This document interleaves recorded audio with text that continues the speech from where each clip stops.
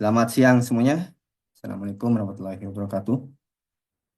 Jadi di sesi terakhir ini saya akan menyampaikan sedikit tentang suatu pemodelan bencana.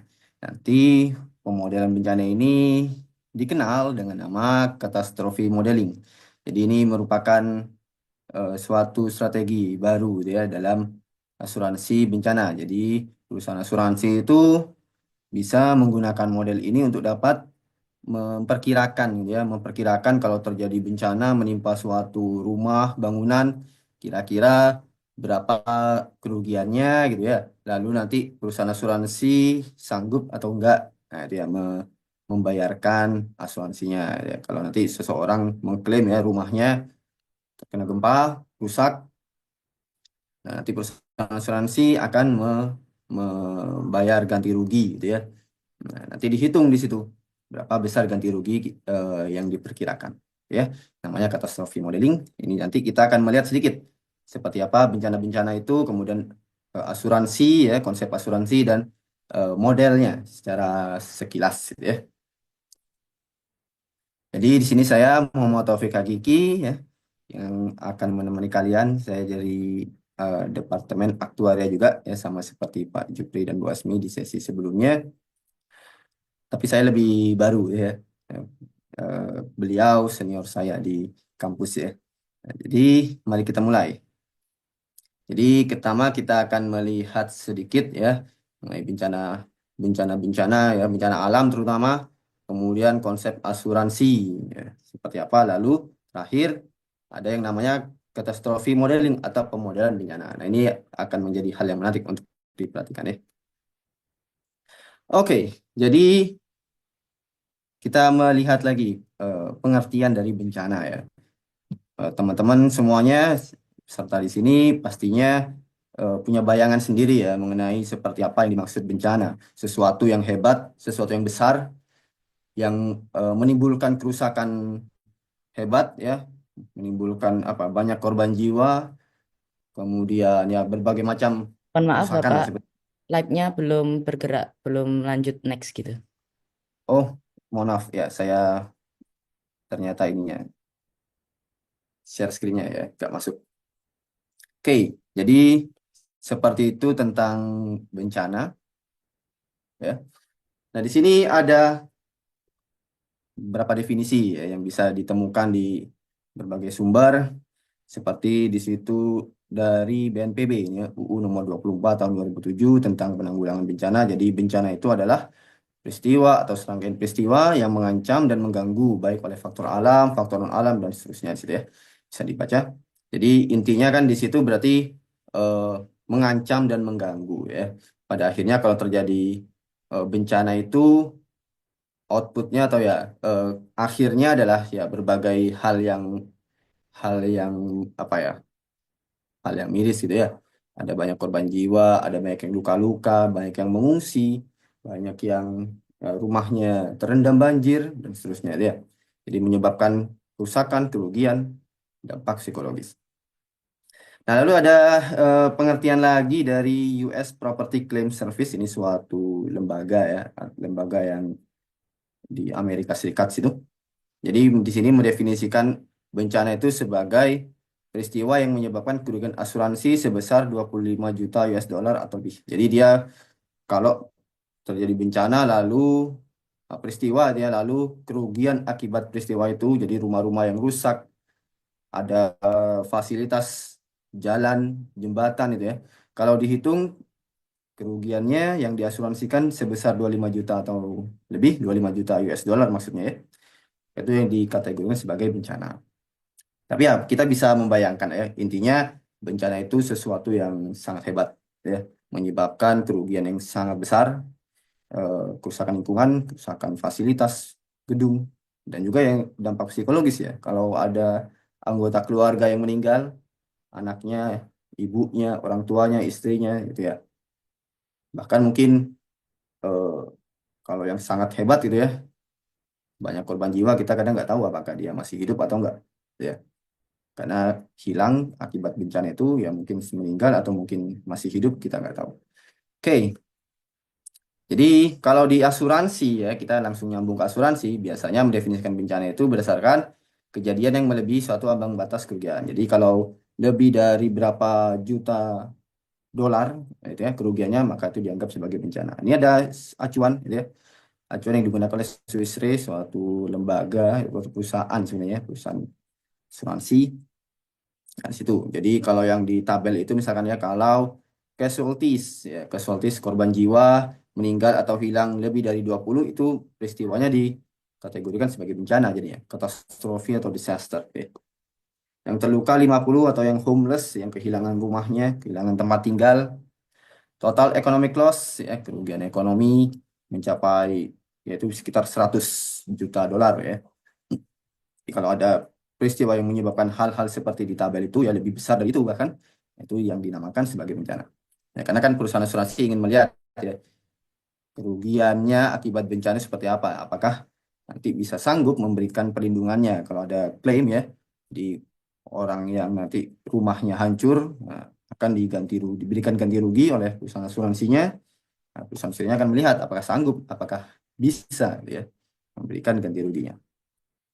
Oke, di Indonesia sendiri ada banyak bencana besar ya. Eh, Memang di Indonesia itu kan kalau di geografisnya itu kan terkenal dengan apa cincin api Pasifik gitu ya. Di dekat sekali dengan lempeng-lempeng tektonik yang menyebabkan gempa. Jadi makanya memang sering gempa di Indonesia dan ini salah satu yang terbesar gempa dan tsunami Aceh tahun 2004 ya. Itu sangat besar, sangat hebat menyebabkan korban jiwa sekitar 150.000 gitu ya. Banyak sekali. Itu di Indonesia. Itu tapi eh, efeknya nggak cuma di Indonesia.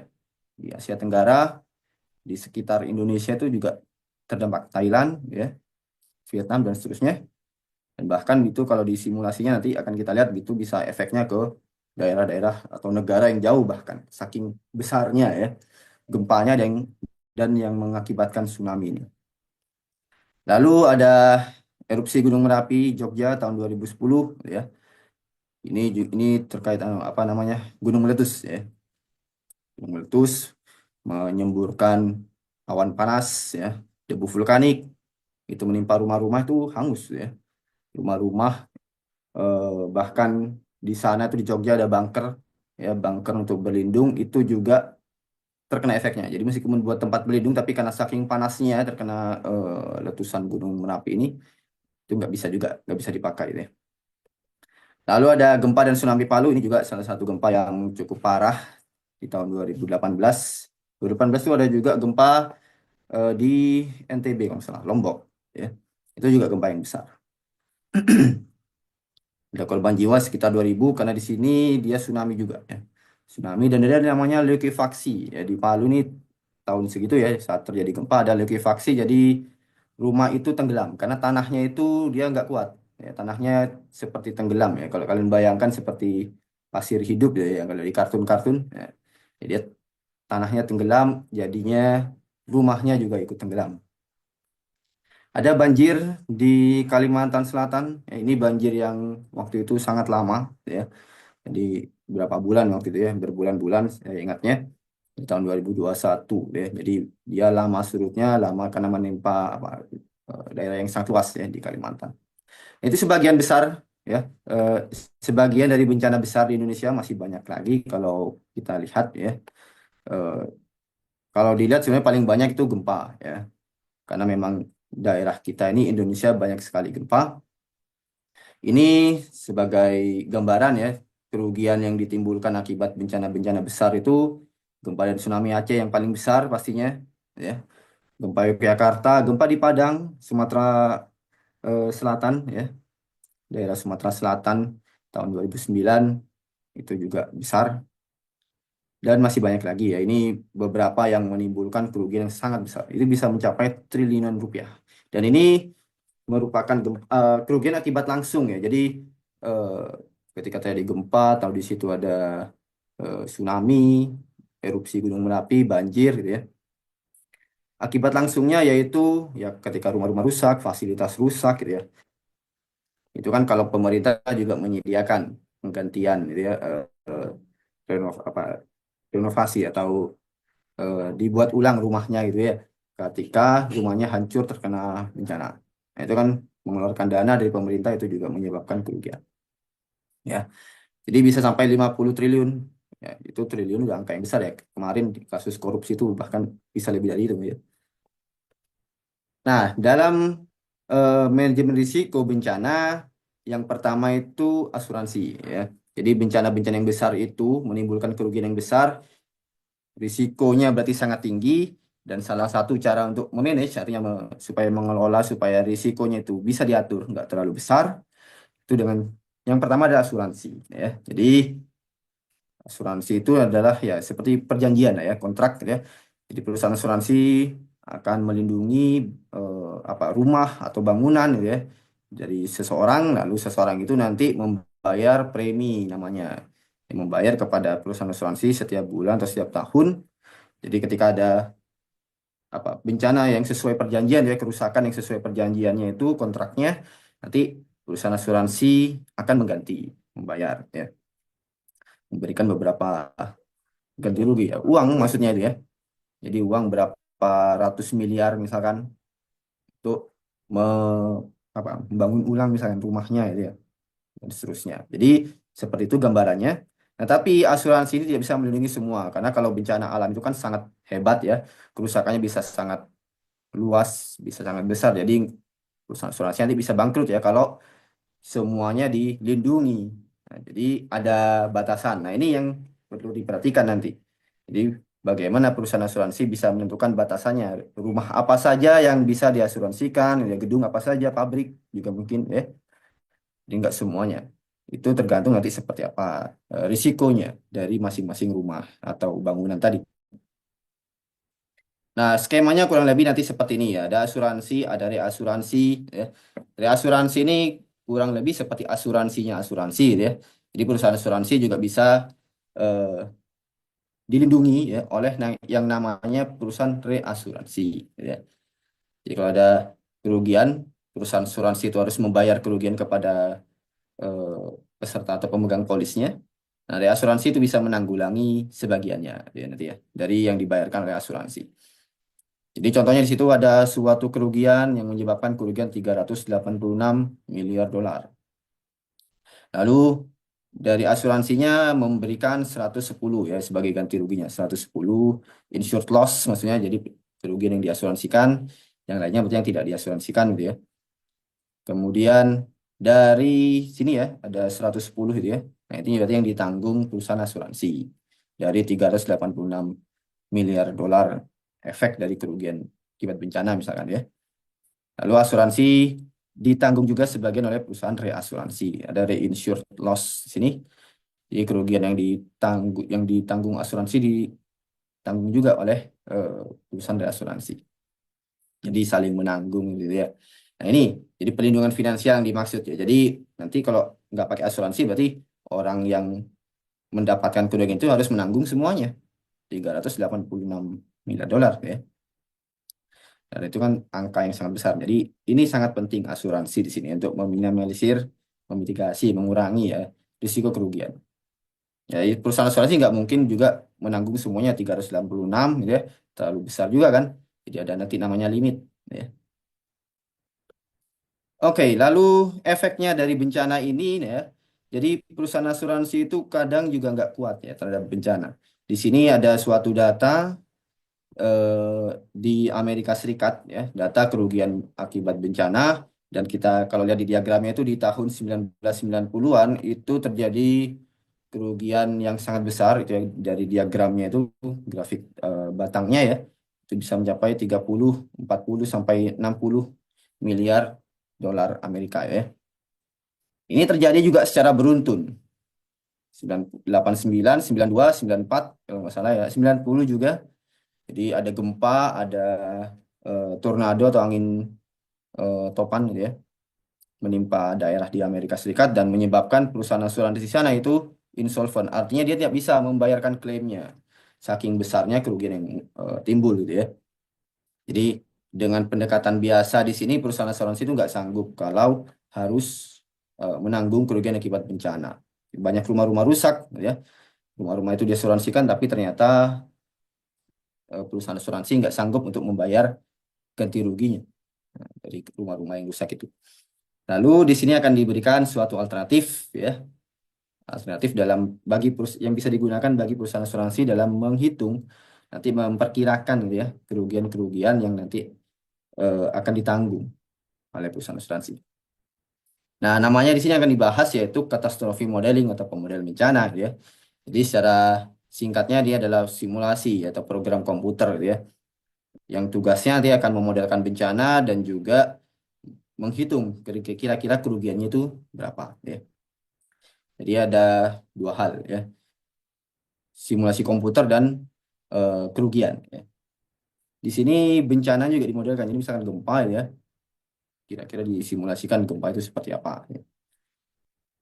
Lalu efeknya terhadap bangunan, tanah, dan juga nanti estimasi dari kerugiannya kalau terjadi gempa itu. Oke, selanjutnya kita akan membahas yang dimaksud dengan katastrofi modeling ini. Jadi, katastrofi modeling atau pemodel bencana atau disingkat CAT model ya. Ya, ini CAT ini bisa diartikan kucing sekarang ya, model kucing. Nah, ini katastrofi modeling itu suatu pemodelan yang memerlukan berbagai macam ilmu ya. Di sini ada tentang ilmu matematika, ilmu ekonomi, ada juga ilmu teknik. Jadi nanti ada hubungannya dengan bangunan soalnya. Ya, teknik. Ada juga ilmu tentang natural hazard, ilmu alamnya ya. Misalkan dalam ilmu gempa atau ilmu dalam memodelkan angin ya, arah angin itu kan ada ilmunya sendiri. Geografi, ya, geologi ya, geofisika. Nah, di situ kemudian ada risk management, manajemen risiko. Nanti bagaimana mengelola kalau terjadi kerugian, bagaimana kita menetapkan aturan-aturan supaya kerugian itu enggak terlalu besar. Nah, model ini digunakan karena biasanya data data bencana itu biasanya sangat jarang. Tadi sudah dibahas oleh Ibu Asmi ya, bahwa ada kejadian yang ekstrim itu yang perlu pemodelan tersendiri. Nah, di sini kejadian ekstrim ini bisa misalkan gempa ya, itu bisa terjadi sekali dalam 200 tahun atau sekali dalam eh, 500 tahun, 100 tahun gitu ya. Maksudnya di sini bencana yang sangat besar ya, seperti tsunami Aceh gitu ya. Seperti tsunami Aceh di 2004 itu kan katanya kan skalanya 9,1 skala Richter gitu ya. Memang sangat besar. Nah, jadi di sini model katastrofi ini ya, CAT model ini dibutuhkan karena biasanya data-data yang ekstrim itu sangat sedikit. Jadi kalau perusahaan asuransi nanti mau memodelkan kerugiannya, itu nggak cukup datanya itu ya. Untuk memodelkan data yang sangat ekstrim ya. Itu biasanya nggak cukup.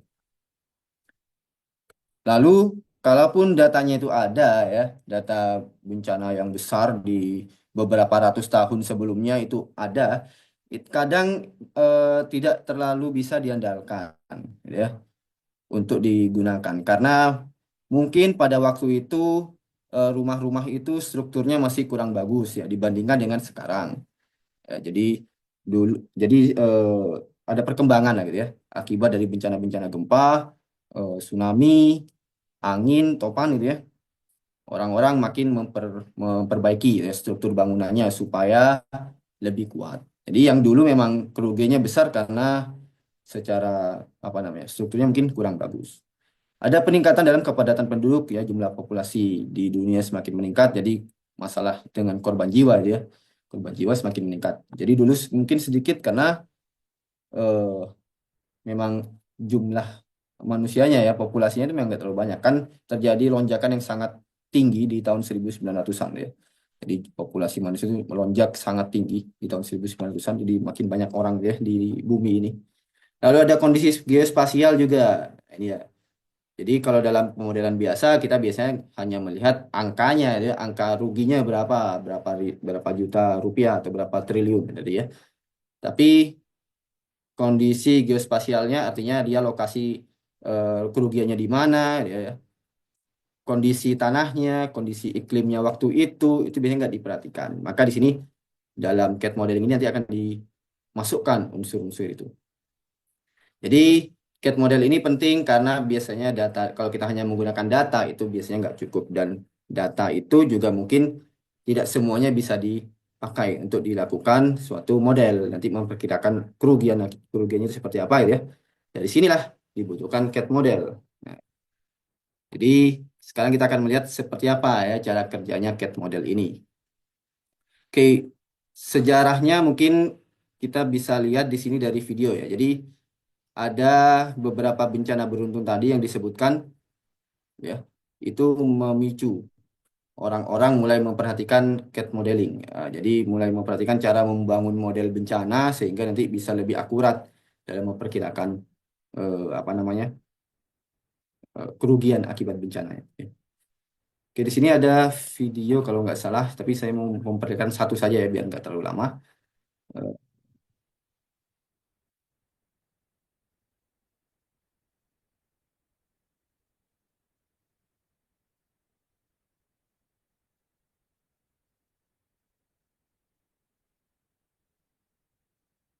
Nah, ini saya ingat, oh, sorry. Time, a golden Suaranya Indian masuk summer atau enggak? day, and both local baseball teams were in the World Series. Ini gempa bumi ya, tahun 89 di Loma Prieta di Amerika Serikat. Jadi ceritanya sedang ada pertandingan lalu terjadi gempa yang sangat besar. Kita lihat di video ini.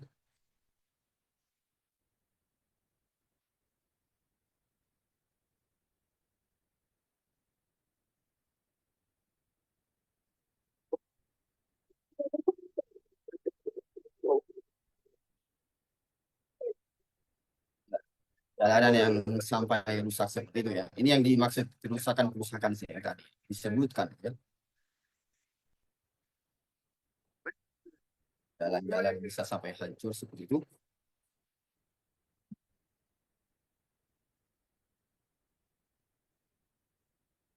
Power anywhere in the city, no phones, no word on how extensive the damage was. We are in the Marina District of San Francisco. It looks like part of an Hei, saya bisa lanjutkan saja. Nah, jadi itu gambarannya tadi ya. Seperti apa hebatnya ya gempa di tahun 89 itu. Ini salah satu pemicunya bahwa dengan ada apa dari gempa ini itu kerugian yang timbul sangat besar sampai-sampai perusahaan asuransi itu bisa kesulitan ya membayarkan klaimnya. Ini terjadi berurutan tadi ya di slide saya sebelumnya. Ini tahun 89 ada lagi di tahun 92, 94 gitu ya. Jadi serangkaian peristiwa besar itu yang tidak terperkirakan ya di tahun itu sehingga mendorong ada penelitian mengenai katastrofi modeling. Oke, saya ini lanjutkan. Oke, ya. Jadi sekarang kita lihat tujuan CAT model ya. Bagi perusahaan asuransi ini maksudnya untuk mengkuantifikasi risiko gitu ya. Jadi kira-kira akibat dari gempa, akibat dari angin puting beliung itu seperti apa kerugiannya. Nah, jadi detailnya bisa dilihat di situ ya bahwa yang utama mungkin ya terutama bagi asuransi itu untuk melihat kira-kira kerugiannya nanti berapa akibat adanya bencana itu. Lalu dari kerugian itu akan dirumuskan berapa preminya. Jadi orang itu kalau mau rumahnya atau bangunan gedung misalkan hotel atau pabrik mau diasuransikan, nah itu ya dilindungi perusahaan asuransi akan menentukan premi yang pas ya. Nah, jadi preminya nggak boleh terlalu tinggi atau terlalu rendah. Harus sesuai sama risikonya. Ya. Kalau terlalu tinggi orang nggak mau nanti membayar asuransinya. Tapi kalau preminya rendah, ya nanti perusahaan asuransi nggak punya banyak dana misalkan ya uangnya ya nggak cukup untuk membayarkan nanti kalau ada klaim kerugian. Lalu membantu yang lain-lain juga memetakan risiko gitu ya. Jadi perusahaan asuransi tahu risiko apa di daerah itu risikonya tinggi atau tidak. Jadi kalau ada orang yang mau mengasuransikan rumahnya di daerah yang risikonya tinggi, gitu ya, misalkan ya. Kalau di Indonesia daerah-daerah Sumatera ya, daerah Sumatera itu risiko gempanya tinggi. Nah, jadi perlu diperhatikan nanti asuransi apakah mau dia melindungi gedung atau rumah di situ. Kalau mau ya mungkin menetapkan bayaran yang tinggi atau premi yang tinggi. Ya. Jadi intinya seperti itu ya. Jadi bagi perusahaan asuransi, CAT model ini akan sangat membantu mendapatkan risiko bencana kuantifikasi. Kira-kira angka kerugiannya itu berapa yang akurat sesuai dengan risikonya. Jadi strukturnya kurang lebih ada 4 modul di sini. Nanti kan dijelaskan satu persatu secara singkat ya. Ada hazard, modul, inventory modul, vulnerability modul, dan loss atau financial modul. Jadi ini prosesnya ya. Prosesnya dia gambarkan dalam diagram itu. Jadi pertama-tama nanti di hazard modul dan inventory, lalu dirumuskan outputnya dalam vulnerability modul. Loss itu terakhir. Loss itu kerugiannya, jadi kira-kira nanti kerugian akibat bencana yang dimodelkan itu seperti apa. Gitu ya. Ini yang digunakan oleh perusahaan asuransinya, nanti kerugiannya itu estimasinya berapa. Oke, secara singkatnya di sini hazard modul itu, ya ini ada penjelasannya ya. Hazard modul itu mengenai simulasi, melakukan simulasi dari bencananya, misalkan gempanya gitu ya. Gempa disimulasikan. Karena tadi datanya itu biasanya sedikit, jadi kita buat sendiri datanya ya dari simulasi di hazard modul ini. Kita mensimulasikan gempa yang misalkan magnitudonya 7, 8, 9 gitu ya. Di suatu lokasi gitu ya. Lalu efeknya gempa itu seperti apa di lokasi sekitarnya. Disimulasikan. Jadi ada banyak simulasi nanti, gak cuma satu kali gitu ya. 1.000 kali atau 10.000 kali dihitung simulasi akibat suatu gempa. Gempanya juga misalkan kedalamannya gitu ya. Ada kedalamannya, ada besarnya, magnitudonya itu disimulasikan semua dalam hazard modul. Inventory modul ini mengenai objek yang akan objek yang diasuransikan yang terpapar ya. Jadi rumahnya ya, kondisi rumahnya, kemudian lokasi rumahnya juga gitu ya. Struktur bangunan, jadi bangunannya apakah yang kuat atau yang agak lemah, apakah ada besi di situ ya, struktur besi atau dari kayu, nah itu ya, itu sebagai inventory ya, sini sebagai data ya, lebih ke input gitu ya. Nanti dari modul hazard dan inventory akan dimasukkan dalam vulnerability. Jadi vulnerability modul nanti mengukur kira-kira akibat dari gempa yang disimulasikan atau angin topan yang disimulasikan, kemudian bangunannya itu akan mengalami kerusakan seperti apa. Ya, kerusakannya apakah besar atau kecil ya, atau jangan-jangan hancur lebur ya. Jadi nanti ada persentasenya. Ya, berdasarkan simulasi gempa atau anginnya, kira-kira rumahnya itu rusaknya seperti apa. Lalu loss modul akan memperkirakan kerugiannya. Jadi kan perusahaan asuransi akan mengganti rugi kalau ada kerusakan atau bahkan kalau rumahnya hancur gitu ya. Mengganti lakukan ganti rugi. Nah, jadi berdasarkan kerusakan yang dimodelkan di vulnerability modul gitu ya, dilihat kira-kira berapa miliar kerugiannya ya, berapa miliar harus ditanggung. Kita mulai satu-satu dari modul hazard di sini ya, ini saya jelaskan secara singkat saja. Misalkan di sini simulasi tadi ya, dijelaskan simulasi dari proses terjadinya peril, yaitu penyebab bencananya ya, gempa bumi atau angin topan gitu ya, seperti itu, atau banjir atau kebakaran, gitu ya. Banyak kan gempa-gempa. Atau kalau di Amerika tuh ada apa? Blizzard tuh apa ya? Salju, badai salju gitu ya. Badai salju di daerah-daerah utara itu kan sering ya. Nah, dekat dengan kutub. Badai salju itu bisa sangat merusak juga. Nah, di sini disimulasikan lalu outputnya nanti akan berupa metrik intensitas. Jadi intensitas ini seperti kekuatan di daerah itu ya. Jadi kalau kalian bayangkan gempa itu kan tergantung nanti kita merasakan seberapa kuat gempanya, tergantung gempanya itu jauh atau enggak dari kita ya. Itu dimodelkan dengan yang namanya peak ground acceleration. Ada akselerasi maksimum gerakan goncangannya gitu ya. Semakin jauh kita dari pusat gempa ya goncangannya nggak terlalu kerasa, tapi yang dekat ya akan sangat terasa goncangannya. Nah, itu yang dimaksud peak ground acceleration itu ya. Kalau di angin topan itu ada namanya peak gust wind speeds ya. Jadi, kecepatan angin maksimumnya ya, berapa kilometer per jam. Nah, dalam pemodelan atau simulasi ini nanti membutuhkan inputnya ya berupa parameter-parameter gempa gitu ya. Gempa itu ada kedalaman, ya kedalaman gempanya, kemudian lokasinya, gempanya di mana ya. Lalu deskripsi sesar atau patahan ya. Jadi gempa itu kan kalau dilihat itu ada seperti seperti gesekan gitu ya. Tiba-tiba terjadi gesekan, ada lempeng yang ke atas, satunya ke bawah gitu ya. Terjadi getaran yang menyebabkan gempa, nah itu sebagai inputnya itu ya. Lokasi, kedalaman, ada magnitudonya, kira-kira gempanya itu kalau kuat seperti apa nanti efeknya. Ada namanya momen magnitude. Jadi itu yang digunakan untuk mendapatkan nanti nilai intensitasnya, kira-kira goncangannya itu sebesar apa. Ada itu yang dimodelkan di modul hazard. Contohnya di sini ya ini beberapa yang pernah dilakukan.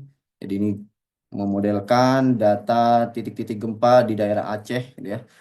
Ini ada namanya daerah Megatrust ya. Daerah Megatrust itu dimodelkan, disimulasikan di sini sebanyak 500.000, sekitar 500.000 kejadian bencana di titik itu, ya.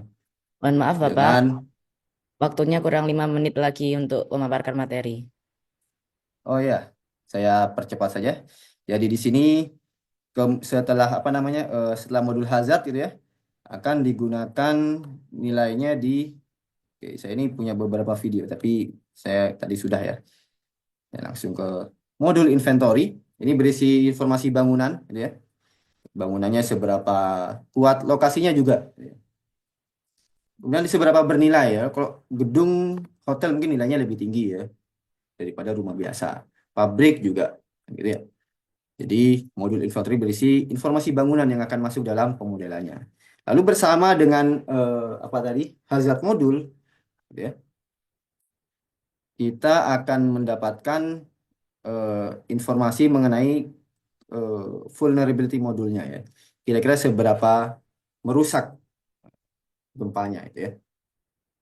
Di sini ada vulnerability modulnya di sini. Kira-kira misalkan berapa persen di sini ya? 80%. Ya, jadi kalau gempanya sangat besar bisa menyebabkan eh, replacement value 80%. Artinya kira-kira kerusakannya itu 80% dari nilai bangunannya, ya. Kalau nilai bangunan hotel misalkan 100 miliar, nah berarti efek dari gempanya bisa menyebabkan kerugian sampai 80%. Nah, ini ada grafiknya yang bisa dimodelkan, ya. Lalu dari vulnerability modul ini masuk ke terakhir yang modul kerugian. Jadi tadi yang kerugian yang didapat dari kurva itu digunakan oleh perusahaan asuransi gitu ya untuk ya pemodelan asuransinya kira-kira berapa nanti perlindungan yang akan disediakan gitu ya. Total kerugiannya kira-kira berapa dari seluruh simulasi. Nah, jadi ya digunakan di modul loss-nya. Oke, ada beberapa catatan nanti, misalkan ada retensi, deductible, jadi nggak semuanya akan ditanggung oleh perusahaan asuransi.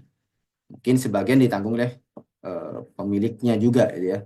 Seperti tadi, ketika ada kerugian, ya perusahaan asuransi bisa menanggung sebagiannya ya. Tadi ya di ilustrasi di awal, sebagainya ya ditanggung sendiri.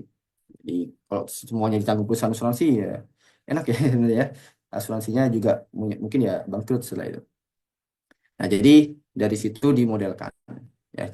Kemudian outputnya, CAD modelnya ada beberapa output ya yang bisa digunakan oleh perusahaan asuransi untuk memperkirakan risikonya. Ada beberapa poin-poin di situ yang ini hitungan gitu ya. Ada perhitungannya, angka-angka yang bisa digunakan perusahaan asuransi. Misalkan di sini ada accident probability gitu ya. Peluang kerugian itu akan lebih peluang suatu nilai kerugian akan dilampaui. Misalkan akibat gempa ini berapa peluang akan terjadi kerugian lebih besar dari 1 triliun. Gitu ya. Ini ada pemodelan accident probability untuk satu daerah mungkin atau satu rumah, satu gedung gitu ya. Atau satu daerah atau satu provinsi misalkan. Nah, itu bisa dimodelkan di accident probability ini untuk melihat peluang kerugiannya akan lebih besar dari akan dilampaui ya, seberapa besar. Lalu output yang penting juga nih ada yang namanya event loss table, jadi tabel yang isinya simulasinya sebenarnya apa hasil simulasinya, ya.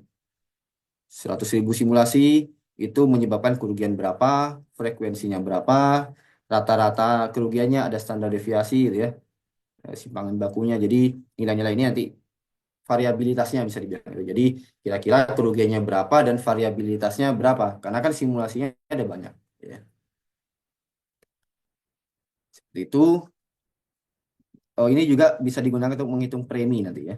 Nah, ini contoh di sini ilustrasi dalam menentukan premi. Jadi kalau bangunannya seperti apa, ininya ya, apa tipenya, lalu dibangun di tahun berapa, nah itu ada perumusannya nanti setelah modelnya didapat gitu ya.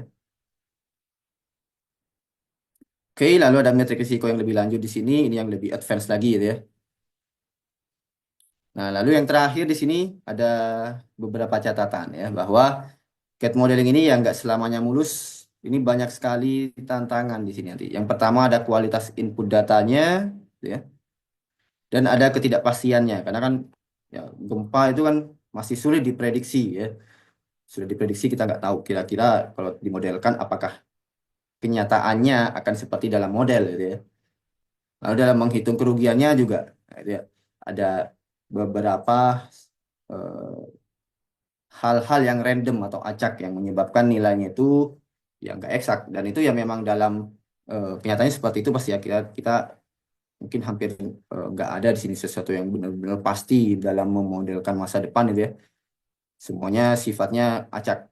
Nah, tapi kita bisa memperkirakan dari rata-ratanya dari variabilitasnya kira-kira kalau terjadi gempa atau bencana kerugiannya kira-kira berapa triliun tapi rentangnya juga bisa diperkirakan, jadi antara berapa triliun sampai berapa triliun misalkan ya. Nah, jadi meskipun sudah ketemu modelnya, tetap harus ada hal yang perlu diperhatikan. Nah, gitu ya. Kualitas input data harus akurat juga, lokasi ya, lokasinya itu harus akurat, benar-benar pas gitu ya.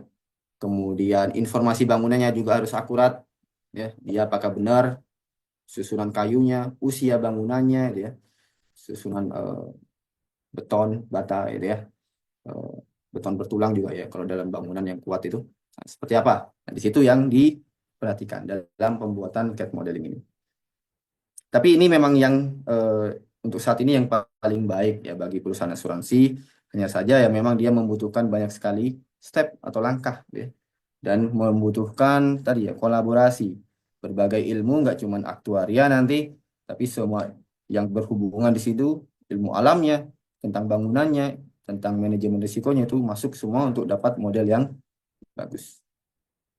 Jadi seperti ini kurang lebih yang bisa saya sampaikan mengenai CAD modeling. Selanjutnya saya silakan kepada moderator untuk tanya jawab ya. Silakan.